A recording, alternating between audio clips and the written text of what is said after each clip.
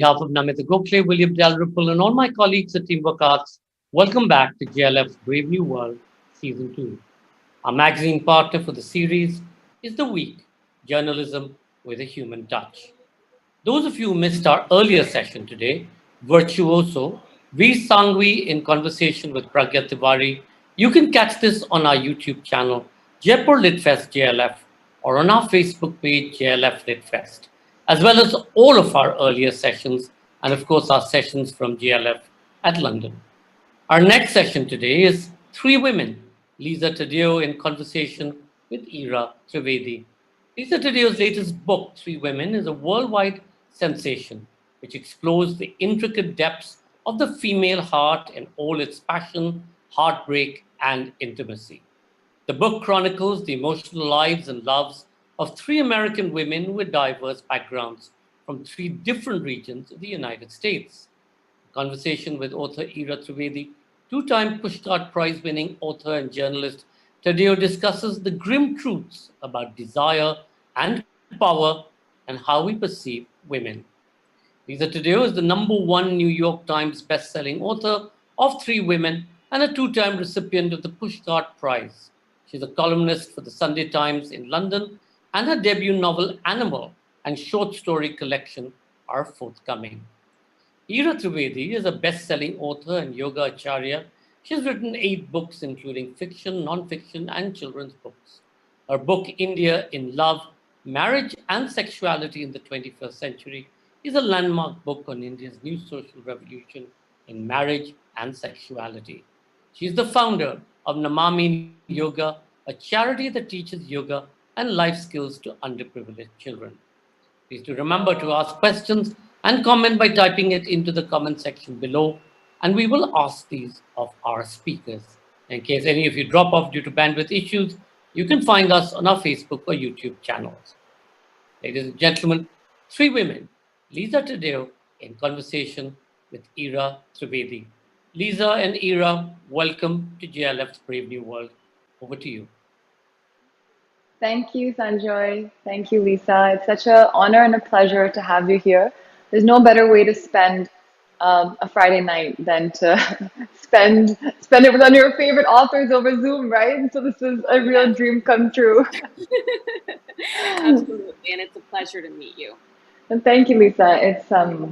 It's so wonderful. When your book came out in 2019, I devoured the book. So when I was asked to come and do this session, I was so pleased. I felt it was some sort of the universe somehow connected it. So I really hope that we can answer not just my personal questions, but to all the listeners out there. So many things. But before we get started, I just thought I would read something that was published in the New York Times. And I thought it was very interesting and also very telling about your life a little bit. So if you don't mind, I'm just going to read maybe just for 2 seconds this introduction. And then I want to fast forward to your life today. And this will also help give our listeners a little bit of a personal introduction to Lisa's life. Picture a 23-year-old woman dancing on a table in Manhattan bar on, say, a Thursday night. Around 11 p.m., she says her goodbyes and rushes to Penn Station so she can make the 11:38 p.m. train to Short Hills, New Jersey, where she is living with her Italian mother, who doesn't know how to drive or write checks. Her father was recently killed in a car accident, and so this young woman has become her mother's protector. Despite staying out late, she rises early the next morning to catch the train back into the city, where she works as an editorial assistant at Golf magazine. But she misses the train and instead cries with her mother at the kitchen table, chain smoking Marlboros. Right? And now say fast forward 15 years, Lisa, and now you are a mother of a wonderful daughter, happily married, living in a country home in Litchfield, Connecticut, and apparently seems like a very stable and nice life, for so many writers out there. They're like, wow, this is what we want to, this is the life that we want to live. So what was the bridge? I mean, what was the big change factor? Was it Three Women? Was it this book? Or was it something else? I don't, it's funny. It's like the book, I did the book I was researching the book for a decade. Lisa, sorry, will you be a little louder? We're not being able to hear you perfectly. Me? Yeah, you're fine. Yeah, Okay, sorry. just a little louder. Can you Thank hear you. me now? Yes, go ahead. Um, so for a decade, I was researching and writing the book. So it's hard to parse what happened in my life during, like what the sort of bridge has been. I suppose that the book has been a bridge in a way, but also certainly, meeting my current husband, my daughter, just everything in life. It's hard because I don't know what the bridge was. It was, I guess, 15 years, a 15-year long bridge. Which was a lot of it was the book, you know, Yes. a lot of it was the book. So no, so that it seems like it was a real defining moment in the past and the present, you know, it's what bridged it. Um, Now, Lisa, just now jumping to the book, because you mentioned how you spent 8 years driving around, you know, multiple times crisscrossing the country, and interviewing hundreds of people. And I'm guessing this included men as well, you know, men Hmm. as well as women. And you finally settled on three women, you know, three women who you selected: Lena, Sloane, and Maggie. And how did you, and you know, so how did, and you would walk into random bars, and you know, these are three very different women of three different locations, three different age groups, three very different personalities. But when you were doing these conversations, you know, when you were finding these subjects and you were going into bars and all across, then I mean, did people open up to you freely about their sex lives? I mean, and men as well. Or did you ever find it like a little dangerous? Like, oh my gosh, if I talk to him about sex, he's gonna think I want to have sex with him. You know? I mean, how Yeah. often? What were some of these challenges? Yeah, the thing with men, that was a challenge. What was also a challenge along the same lines was men needing to sort of to feel they're not being able to let go of their egos when they were talking to a woman about their sexuality, whereas other women were much more free speaking with me, obviously because same gender. Um, in terms of, it was really hard. I did ask a lot of people in bars and restaurants if they wanted to talk about their sex lives. Um, with the three women that I landed on, I would say that they selected me or the book as much as I selected them, in the sense that it's very hard, as I'm sure you know from your book and books, that it's hard to get people to talk about desire and sex and love. And so these three women gave me the most of anybody that I spoke to, and were just so open. And what I was really looking for was stories happening in real time, like, things that were not a story from the past, not a memory of a past love affair, but something happening in real time that was trenchant, but mostly that somebody would just tell me everything about. And Lisa, you know, so with these three women, you know, what were some of their motives? Maggie, I understand. You know, Maggie, she wanted, this was retribution for her. She wanted her story to be heard again because when she went to court, she didn't get the results that she wanted. But what about Lena and especially Sloane? You know, what about these two women? Why did they speak to you? You know, what was it? Did they just need someone to speak to and to open up with? But what was it? What was it that drove them to spend, you know, especially in the US? People don't have time. You know, it's like errands, chores, kids, lives, cooking, cleaning, everything. Then how did and why did they give you this time? Well, with Lena, she had very few female friends, or very few friends, period. She could not talk to her family about her desires, and even just wanting to take a break from her children during the day. Um, so with Lena, she wanted to talk to someone as much as I needed someone to talk to me. So with her, it was almost like, I mean, she didn't care that I was writing books. She didn't care whether or not I used her real name. Of course I didn't, because I think I knew that it might be troubling for her. I don't think certainly none of us thought that the book was going to be read as much as it was. So if it had been, Lena would have still done it, I'm fairly sure, but Sloane probably wouldn't have.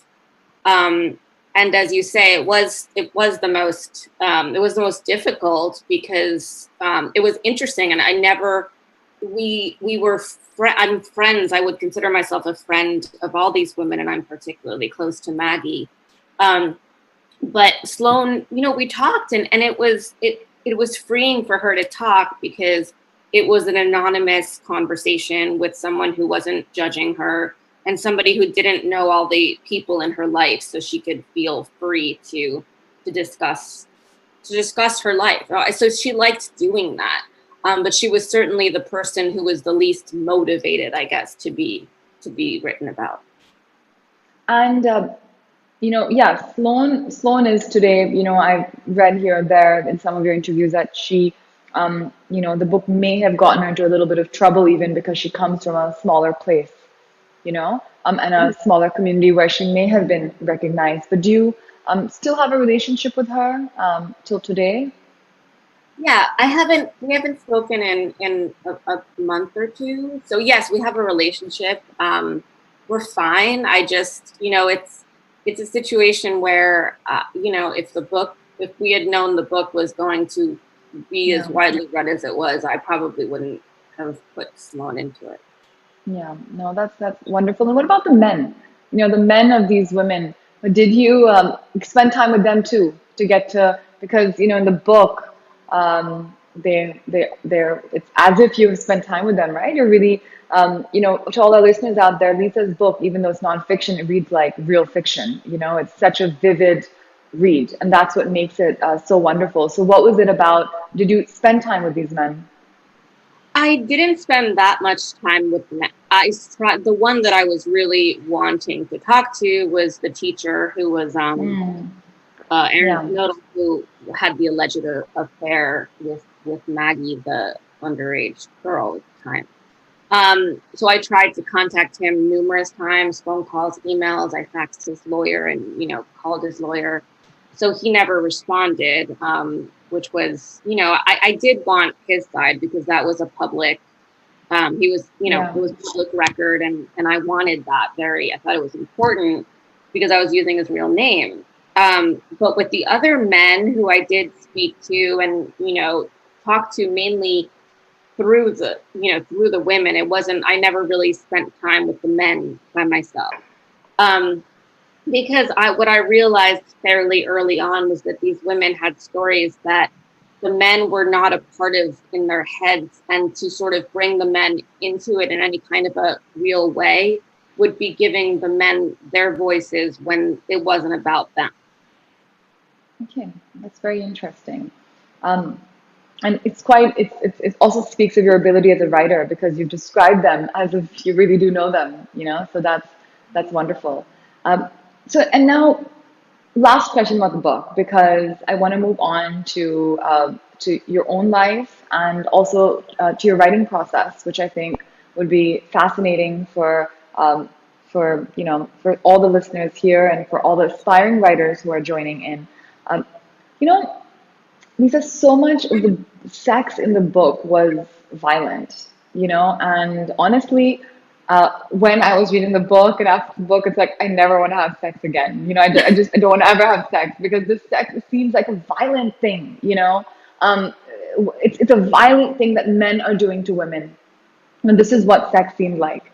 And it really made me just have a very, grim vision of sex, and, you know, and this is what's also happening today in India, if you, so much television, all the new shows, all the new movies, they look at sex in such a grim and violent way. Very rarely now do you find even the sort of the more romantic movies, even there it's violent, So, I mean, how did you feel when you were writing, listening to these stories and so many other stories? And strangely, not strangely, but ironically, at this time you had this wonderful husband, or maybe he was sort of, you were about to get married, or with Jonathan, right? And he seems Jackson seems like such a wonderful and supportive man. He was, working at Kmart while you were researching your book, to support both of you and traveling with you and being there for you. So it's kind of an ironic situation that this book has, talks about sex in such a grim and violent way. Well, I mean, when it comes to Maggie, obviously that's its own thing because Yeah. she was underage and taken advantage of. So that is its own thing. When it comes to Lena, she was raped as a young woman, which from all the hundreds of women I spoke to, I would say 80% of them had some sexual assault that had happened to them. And I think that the latest figure in the U.S. is that 1 in 3 women, their first sexual experience was not something they wanted. So it's, that's what we're dealing with, at least in the U.S. So, a lot of the stories I heard were grim, and they were not, the Princess Bride story that Lena thought she was going to get one day. So I was really just telling the truth of that. When it came to Lena's sex with Aiden, the man who she was having an affair with, it was, he wasn't doing anything to her. She was running towards him because it was the only time she'd had sex in her whole life with somebody that she wanted to have sex with somebody that made her feel sexy and like a woman. And her sexual experiences were so vivid. She told me everything. She would write down Facebook messages to me, literally every thrust by thrust. And what I found lovely about it is that she was almost more so having sex with herself. And that sounds silly, but in a spiritual way, she was sort of finding herself in those moments, finally getting what she wanted. So even though the man that she was having the sex with wasn't going to, become her knight in shining armor by any means, she was enjoying herself. She was making memories, she said, for the future when, she was on a rocking chair on a porch and 90 years old.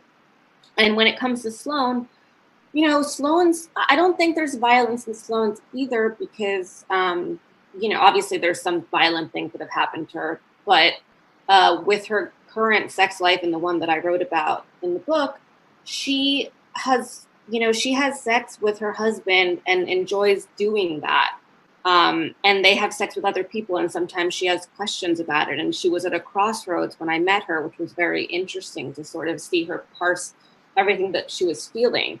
But, I think the issue with Sloane is that her sex life is, aberrant from most sort of monogamous couplings in the US, for example. But aberrant was just, it doesn't mean bad. It's just hard for other, it's hard. A lot of people didn't really see themselves in Sloane because I think it was the hardest to see oneself in, except for this old man who is 87 years old. And he was reading my book outside of a bookstore. And I didn't really ever see many people reading my book. Obviously I know people read my book, but I never saw anybody reading it except for this man who was 87. And I went up to him and I said, "Do you like the book?" Because I was just, curious. And he said, "Yeah, I like it a lot. I'm just skipping to all the Sloane parts." And I thought that was funny. And I said, "Oh, why?" And he said, "Because my wife just passed away and we used to have, relationships with other people. And I was always so embarrassed and felt ashamed by it that, and having this memory of her and having this secret that we shared that I haven't been able to tell anybody else about, reading the story just really makes me feel seen." And so that was beyond amazing to see that and hear that. Lisa, I'm trying to still formulate this question in my head right now, but I think it's an important one, because what you said earlier about this disassociation, right? Like these women were having, or especially, Lena was having sex to feel sexy, right? It was her experience of feeling sexy. And maybe it's part of an important part of womanhood. It's like a man, a man maybe wants to attract women or whatever to feel sexy, but maybe when women do it, it's thought about as a I don't know, as a bad thing, especially maybe here in India. But on the other hand, you said that, it didn't necessarily lead to a knight in shining armor either. So, what does that mean? Like that sex doesn't have to be associated with love at all, and that, they're two different things that women can experience independently, or that when they maybe do come together, then it doesn't always have to be. Does this question make a little bit of sense to you? Yes, What I'm trying to ask? I think that with Lena, she was kind of desire personified for me. Everything she was thrumming with this need for this man, and she thought she loved him. Sometimes she thought, he didn't deserve her love. But at all points, it was something that was making her feel alive. She hadn't been touched by her husband for a decade. He didn't want to kiss her on the mouth anymore. She had 2 kids, and she was just doing, taking care of the house day in, day out, not doing anything for herself ever. And this was the first thing in her whole life that she had done for herself. So in terms of leading to a knight in shining armor and is sex independent of love, I think it's just different for everybody, and at different stages in someone's life. You can have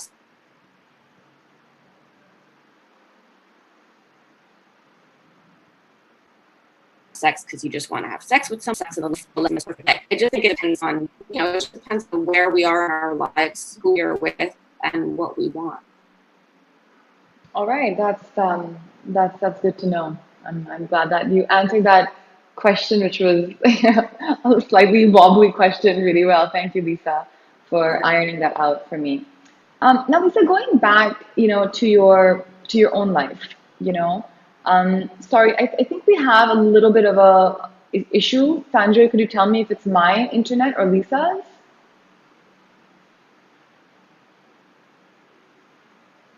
Because Lisa seems a bit frozen. Oh, really? Myself Yeah. Yes? Okay, thanks. Okay, great. Okay. Okay. I was like, did something happen? Okay. Is it okay? Ira, while we get Lisa back, I think she's frozen and let me ask you, you're sort of seated in obviously what is your yoga studio, right? Yeah. And have you been doing everything online? Is that Yes. world? Is that your Yes. new world order? Yes, this is the new world order. It's all online, just like, this is the JLF online. So yeah, online yoga has really taken off. And we actually have an entirely online yoga studio. It's a yoga studio which functions like a real physical studio, but entirely online. So it's been incredible, actually. And it's a whole new discovery that yoga online is better than yoga offline. Wow. But how are you able to sort of, maneuver and make sure that they're actually doing what you've asked them to do? Oh, so you can make corrections. So we figured that out, that if you see people on the screen, so we always keep it in gallery view, and we can actually see and make corrections to a lot of people. So now we've actually figured out the technology, the technique as yoga teachers on how to make these physical corrections online. So we're sort of correcting and things like that. It's quite lovely. It's quite nice. And so we said that we want to be different than, say, a YouTube video, right? Because it's a live class. So you need to have a little bit of that live element of corrections and all of that. So it's wonderful. You can have music in class. You can do everything. You should come, Sanjoy. Going back to Lisa's book and your questions of her, one of the things that is much talked about is the sexuality of Indian women. And, you have the different strata of women, middle class, and the upper classes, and of course at the bottom end of the economic scale. And in all of that, at one level, you have the Indian woman really empowered, seeking out what she wants. And yet there's this sense that that's not true, and that, the West is far more liberal when it comes to sexuality. Is that true? It's true, Sandra. It's absolutely true. Let me tell you something interesting. When I was having this conversation, it immediately struck me that, oh my gosh, should I ask them later to edit this part out of the JLF, to edit this part out of the video? Because if this goes public, and people hear me talking about this, then I could get in a lot of trouble. As a yoga teacher and a yoga acharya, I've gotten in a lot of trouble in the past because of stuff that I've said, and now the trolls are going to come out and say, "Why is the yoga teacher talking about sex? This is not, this is not part of the yoga world, right?" So this They is just obviously haven't read anything about Kundalini yoga, right? yeah, exactly. So yeah, well, I mean, so I mean, so yeah, I mean, there's gonna be someone when they want to fire some ammunition, they're gonna pull this out not now, but maybe 5 years later, and say that, oh look, why is this yoga teacher talking about it? So this just shows, right? I mean, here on one hand, I'm, a liberated Indian woman talking about this, but on the other side, it's running through my mind that, oh my gosh, am I going to get in a lot of trouble for this? And it's a genuine possibility. Well, I suppose that's more keeping with the troll world today, or the world of No, trolls that we live in. I think I think what it is it's about it's less than it's about the constant fear you need to censor yourself. For me it's that. For a lot of women it'll be like, oh yeah, I do want to do this, but then oh my gosh, I have to censor so that people don't find out, or I don't need something doesn't happen. So I think there's a constant censorship that happens in India, in an Indian woman's, in a very liberated Indian woman's life. So that's the problem. So no matter how liberated you are, there's a self-censorship that goes on. But Ira, is there a difference? I mean, of course, self-censorship, absolutely right. But has that changed the way the Indian woman looks at her body? The number of surveys that recently come out, or not recently, over the last decade or so, on Indian women's sexuality, they seem to be, as I said, far more empowered and far more out there, aware of their sexuality, and not anymore willing to be just the, you know, lack of a better word, the doormat in the relationship anymore. Do you see that? I mean, just look at, even if you look at the writing that's coming out with empowered women in its focus. I mean, of course, Shobha Day has always written about that. Even in more recent times, there's much more awareness. I agree, Sanjoy, and this is also the time, right? I mean, this is how society is going to move forward and has moved forward. Not just here, but in across many cultures, right? Women are moving towards more equality, and you go into much more, progressive cultures where lesbian women are prime ministers, and Finland, so you go into that extreme where it's much more equality. So this is also the tide of time. It's sort of like it's the tide of time. One day a lot of people in India, there will be 100% literacy. There has to be, right? As time, technology increases, so on and so forth. But I still think, along with this, it is, of course, happening. There is empowerment happening, not just in India, but across the world.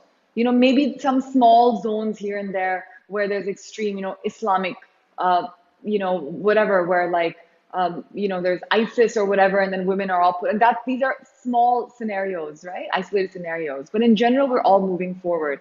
But the problem is that, what's interesting here is, what about this undercurrent which is here? That's what's to me more interesting. That while all of this is happening, there's also a counter revolution, in which there is a lot of assault, right? As women are moving forward, there's an entire backlash in India which is happening, right?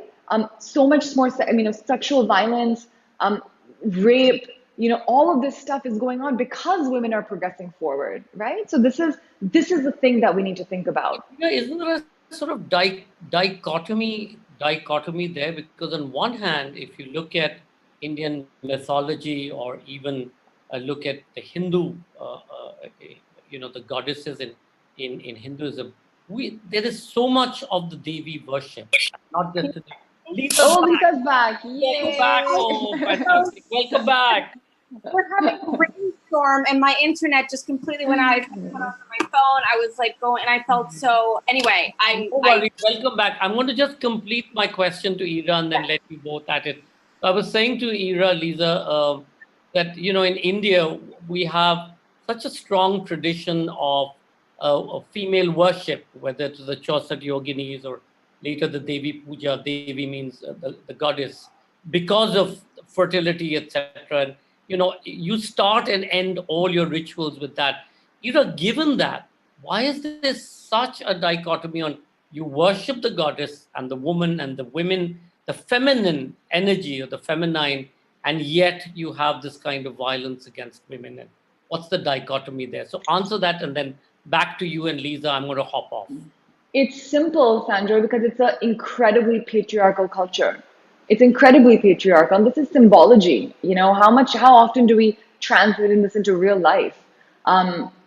Very rarely, very, very rarely, if you look at the large percentage of the Indian household. So it's patriarchal, and India remains a deeply patriarchal country, maybe, with quite a lot so with a lot of recent incidents. So we're moving in a direction which is still patriarchal. Yes, the tide of time has to get rid of patriarchy. That is the tide of time.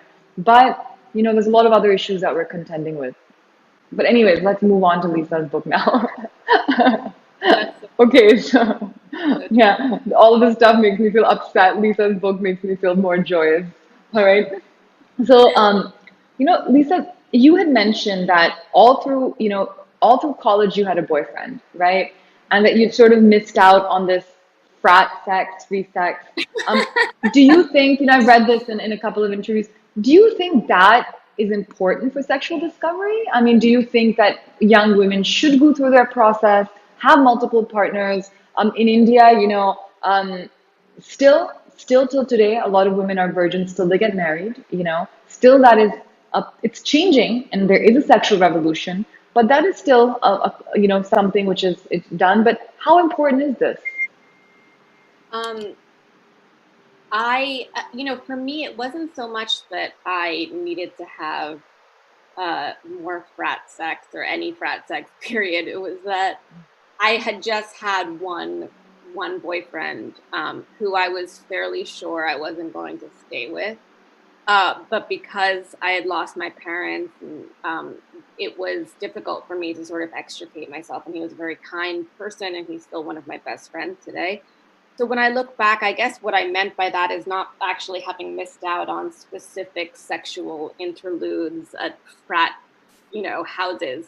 I suppose that was kind of shorthand for I didn't date other people in college. I didn't go to parties. I really just kind of stayed in the dorm and did my studying and stuff, and then saw my boyfriend on the weekends and had almost very little social life outside of that. So I just didn't feel like I got a college experience. Like when I watched normal people, I'm like, oh man, I wanted to live to have some of that.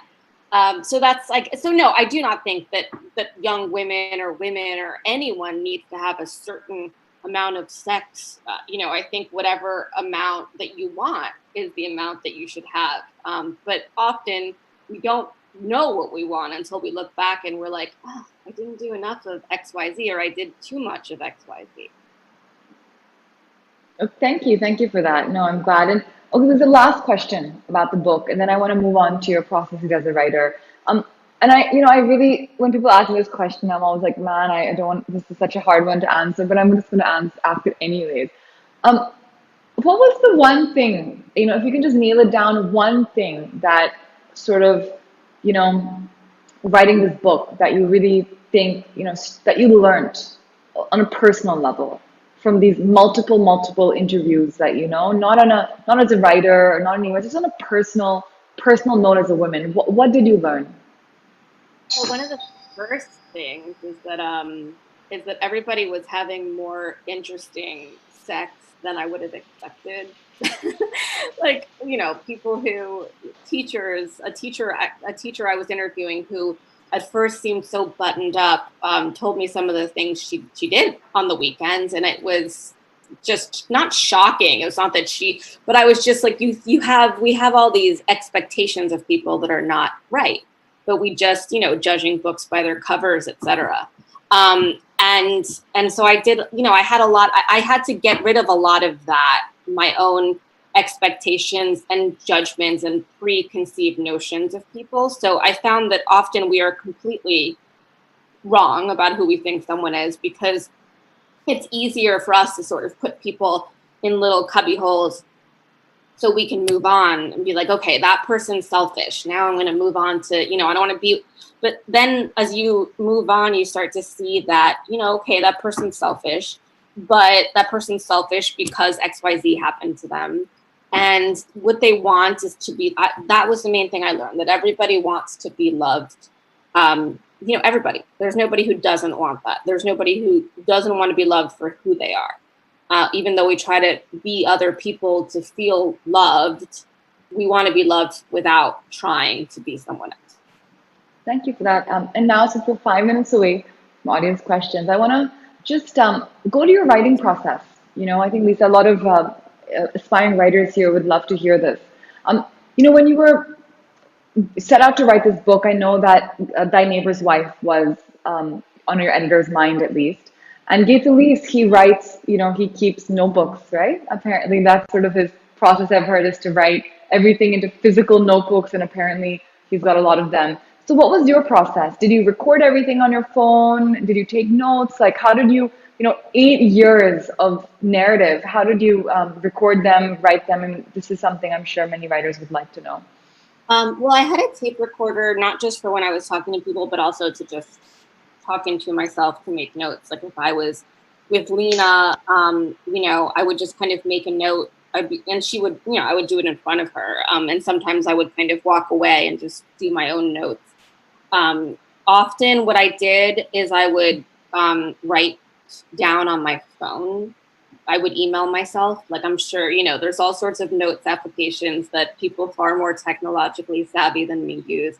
But for me, I still to this day, I have an idea, I have a sentence I want to remember, I just email it to myself. So that and a tape recorder were the main things that I used. And when I was driving with these women, they would drive and I would take notes on my phone. It just helped me more than sort of to have the tape recorder was important, but to have my takes on the way that the woman was sort of, you know, smiling or not smiling when she was saying whatever she was saying. And then in the evenings, I would typically transcribe what I had researched that day. And then, you know, a couple of days later, I would kind of trying to write through it. And so you were writing the book alongside the note-taking process? I mean, yes, yes, but I mean, how much of that made it into the book, I don't know. But yes, I was writing, alongside. Do you have any of it stored now somewhere? You say, okay, for posterity, or I don't know, someone later needs to see them? I mean, I have like probably 600,000 words that were not published that I didn't. I made my editor read probably 200,000 more words that are in there right now, and then I have an extra probably 400 that I didn't show anybody. So, oh wow. And okay, so final question on a big success, right? #1 New York Times selling book, all of that. What do you think led to that? Was there a particular review that made it happen? I mean, before that, you weren't expecting it. You were, you know, you'd written books before, but they weren't really, you know, lauded the way that this book was, for whatever reasons.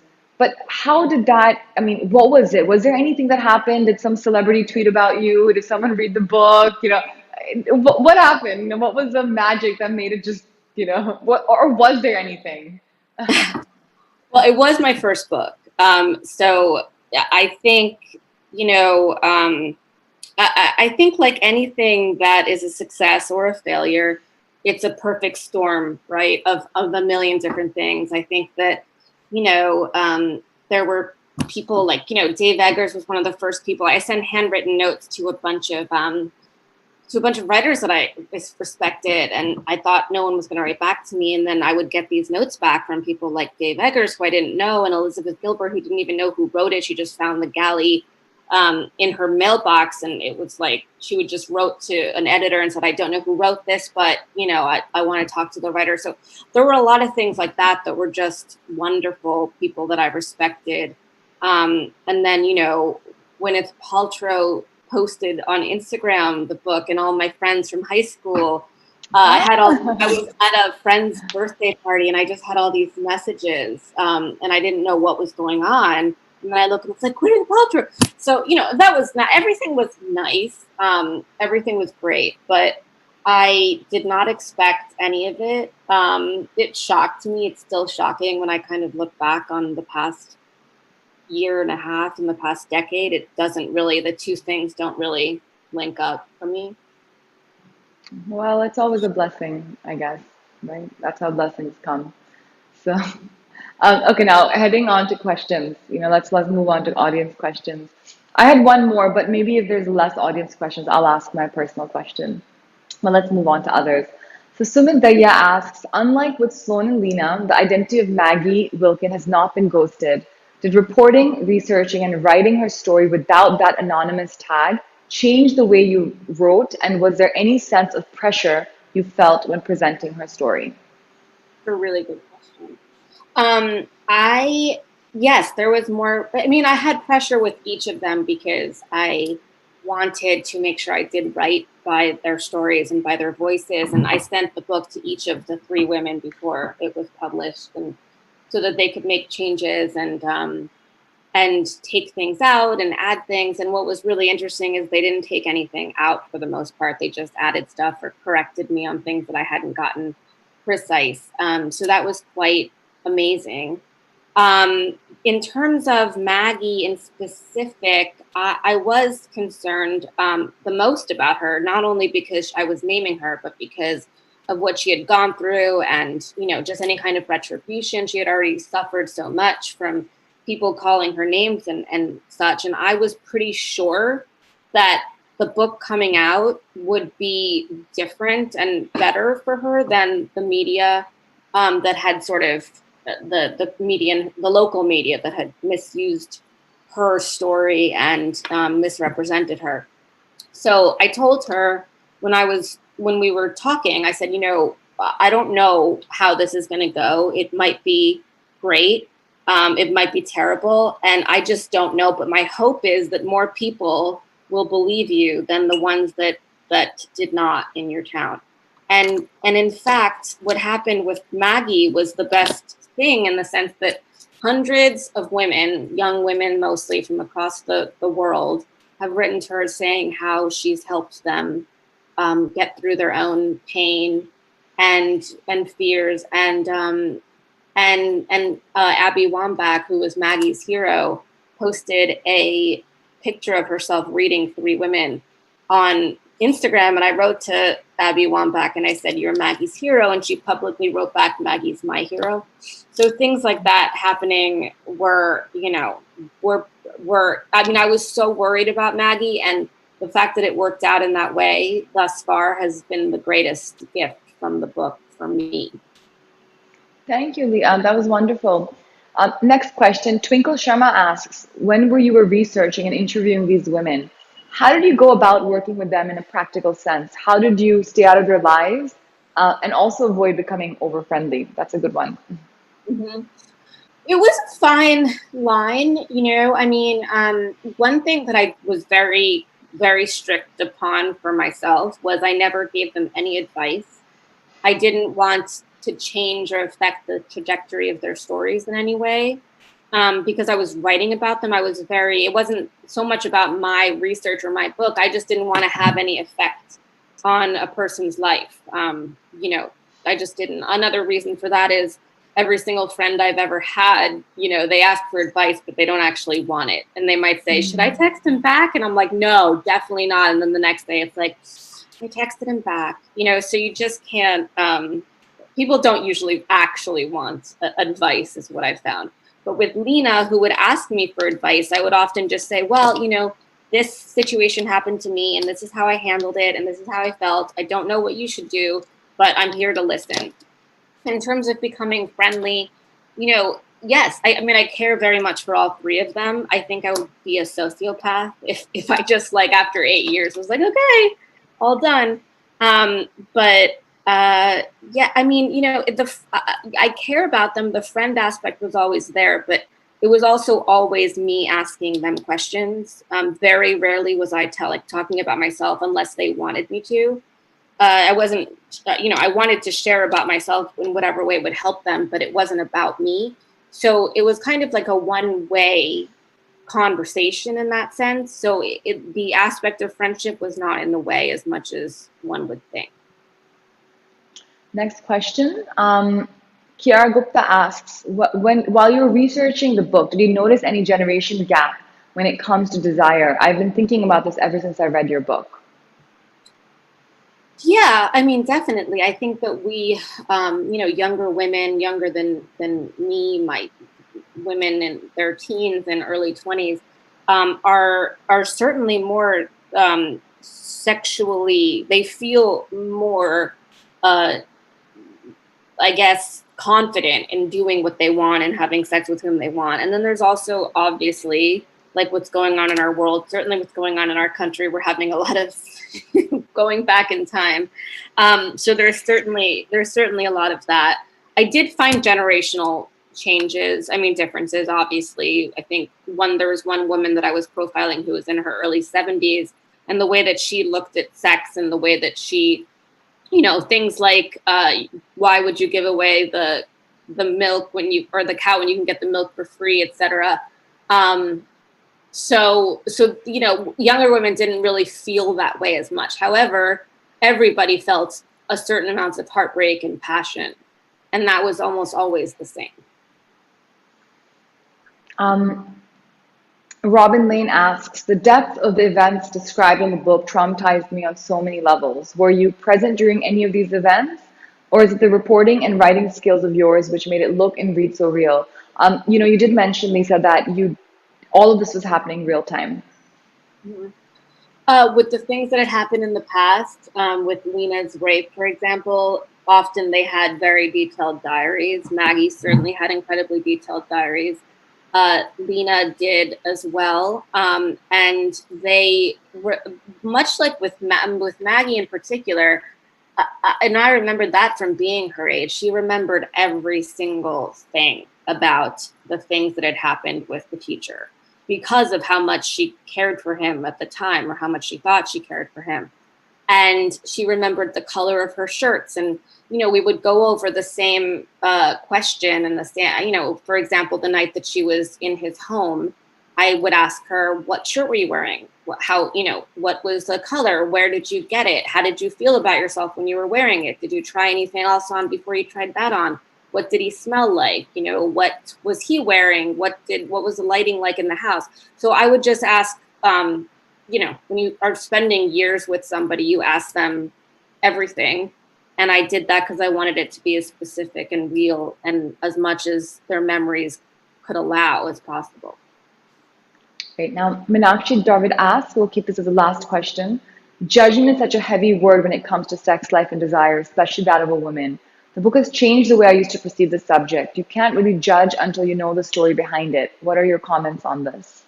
That's a good question to end, or good thought to end. Yeah, I think that we judge before we get to know people, and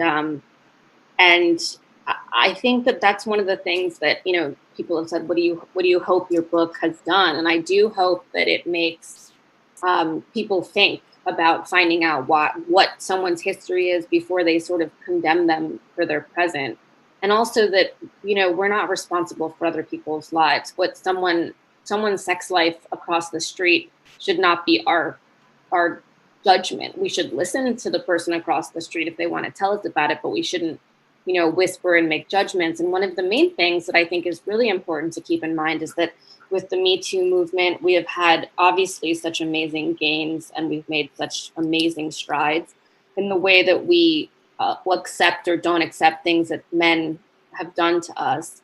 But I think an inverse problem has been that women have judged other women more, in a sense, because there's this ideal of needing to be progressive and stuff. And with Lena, for example, a lot of people thought that her story was antiquated, and why would anyone spend time telling the story of a woman who was in love with a married man? And the reason is because she was a human being who had this powerful love. And if we are trying to be progressive, then the idea of leaving someone in the dark, of saying, no, you know what, we can't write about you because you're a ghost of our past, is the opposite of what we should be doing as sisters in the Me Too movement. Thank you so much, Lisa. I think now we're running out of time. So yes, just as I got a message and the time is up. So thank you so much from personally and everyone at JLF, and now handing over to Sanjoy. Thank you so much. Thank you, Ira Trivedi. Thank you, Lisa Taddeo. Thank you, Lisa, for saying that, don't judge people without knowing their full backstory. Extremely important. And Yeah. thank you for talking about sexuality in the way that you've done in the book. I'm sorry we couldn't take all of the questions that kept pouring in because we are out of time. We do hope you have all enjoyed the session and you'll be back next week to watch another set of great sessions on JLF's Brave New World on 21st of October. And this will be at 7 p.m. IST, 2:30 p.m. British Standard Time, and 9:30 a.m. Eastern Daylight Time.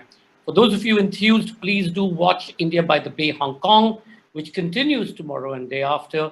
IBB has established itself as one of Hong Kong's landmark cultural festivals, and it sort of fuses the classical and contemporary across art, music, theatre, dance, food, literature, film, and wellness, essential ingredients of India's multicultural identity. And that's all the way till the 18th of October.